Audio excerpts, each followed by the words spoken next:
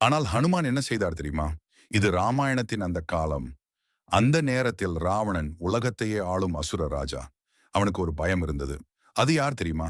சனி பகவான். ஏனென்றால் சனி பகவான் எங்கு பாதம் வைக்கிறாரோ அங்கே ராஜ்யங்கள் விழும், மரணங்கள் நடக்கும், சக்தி குறையும். அதனால் ராவணன் மிகவும் வஞ்சகமாக சனி பகவானை அடைத்து வைத்தான். ஒரு இருட்டான அறையில், யாரும் பார்க்க முடியாத இடத்தில். அவ்வப்போது சனி பகவான் இருட்டிலிருந்து தனக்குள் அழுது கொண்டே இருந்தார். யாராவது வரலாமா? இந்த அறையிலிருந்து என்னை விடுவிக்க முடியுமா என்று. ஆனால் யாரும் வரவில்லை. அதுவரை ஸ்ரீ ராமபாணம் கும்பகர்ணனை சாய்த்தபின் ஹனுமான் அந்த குகைக்குள் சென்றார். அங்கே ஒரு நீண்ட சத்தம் கேட்டது. யாரது இங்கே வந்தது? யார் இந்த ஒளியை கொண்டு வந்தது? அது சனி பகவான். ஆஞ்சநேயர் அருகில் சென்று சொன்னார், பகவனே, நான் ஸ்ரீராமனின் தாசன். உங்களை விடுவிக்க வந்திருக்கிறேன். உங்கள் துக்கம் இனிமேல் முடியட்டும்.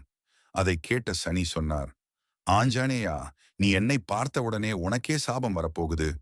என் பார்வையில் எரியும் சாபம் இருக்கிறது. அஞ்சனேயர் அசையவில்லை. அவர் சிரித்தார். அடுத்த நிமிடம் அவருடைய முழு உடலிலும் நெருப்பு போல துடித்தது. அது சனியின் பார்வையால். ஆனால் ஹனுமான் என்ன செய்தார் தெரியுமா? நான் எந்த சாபத்தையும் பார்த்து அஞ்சுவதில்லை. ஸ்ரீராமன் எனக்கு துணையாயிருக்கிறாரே, அது போதும் என்று சொல்லி தன்னுடைய வாள் கொண்டு சனி பகவானை தூக்கிக் கொண்டு வெளியே கொண்டு வந்தார். அந்த தரிசனத்தை கண்ட சனி பகவான் கண்களில் கண்ணீர் வைத்து சொன்னார், ஹனுமான், நீ என் சாபத்தையே வென்றவனே. நீ ஒரு ராட்சசனின் சிறையிலிருந்த என்னை விடுதலையாக்கினாய்.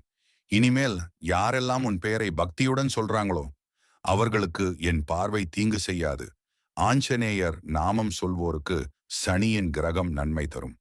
அதனால்தான் சனிக்கிழமை ஹனுமனை வழிபட சொல்கிறார்கள். ஓம் ஹனுமந்தாய நம என்ற ஜெபம் பாதுகாப்பு தருகிறது. வீட்டில் தீய சக்தி, தோஷம், சண்டை, நஷ்டம் வராமல் காப்பாற்றுகிறார் ஹனுமான். அவன் பேரிலேயே சக்தி இருக்கிறது. ஓம் ஹனுமந்தாய நம. நலமும் அருளும் உண்டாகும். இந்த வீடியோ பதிவு பிடித்திருந்தால் லைக் அண்ட் சப்ஸ்கிரைப் பண்ணுங்க.